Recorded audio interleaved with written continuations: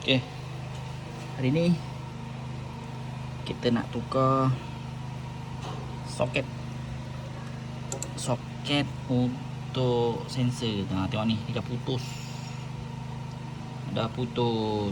Okay, kalau tengok kat sini, tengok kedai buat macam mana, main sambung je sini. Ni main sambung ni ha. Apa jadi tu? Aduh. So, aku dah beli yang baru.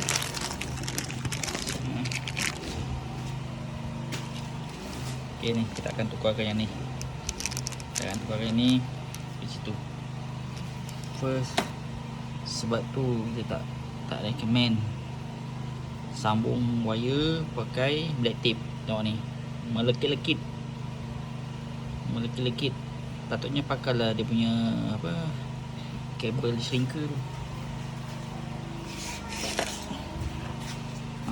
Pakai ni, duk kemas sikit. Jom. Okey, kita dah siap bersihkan kabel ni. So, untuk sambungkan yang baru ni ke situ, kita akan gunakan dulu connector ni. Dah siap ni, baru kita akan salut pakai ni. Okay. Masukkan macam ni. Okay.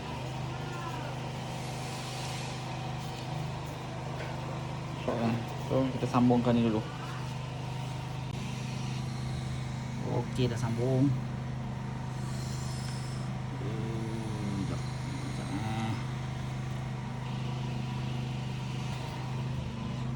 Okey, macam ni caranya. Nanti kita sambung api biar dia kecut. Lepas tu baru kita masukkan yang biru ni.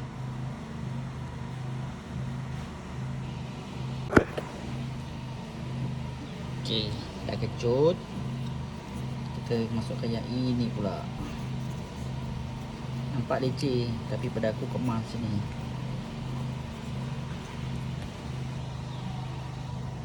Okey, so dah siap.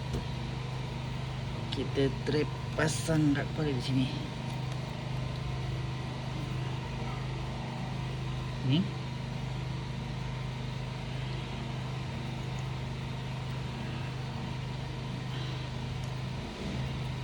Aku suka pintar. Settle. Alhamdulillah. Ni kita kabel tie sikit. Okey, settle. Boleh dah ni. Aku punya komen sangat kereta ni. Okey, itu saja Ni hopefully takkan naik lah meter kuning dekat. Ni kita. Okey.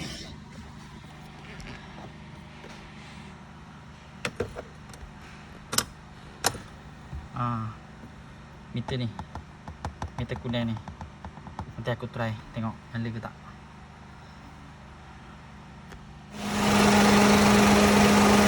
Tu nampak dia ada main sikit tu.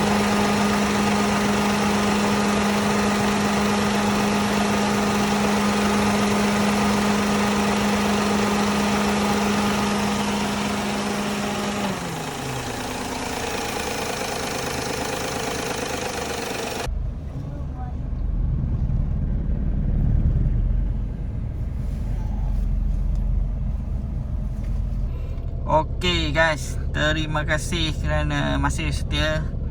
Okey, lampu kuning ni dah tak menyala. Aku dah try. Sekarang ni aku dah dekat kampung. Okey. Okay, aku dah try sebanyak ulang kali pergi kerja semua dah beberapa hari. Termasuk hari ni dah berapa ratus kilometer. So, lampu ni dah tak nyala. So, yang kita tukar soket tu berjaya. Okey, terima kasih. Itu saja yang aku nak kongsikan. Terima kasih. Teruskan support channel aku ni. Terbaik. Peace out.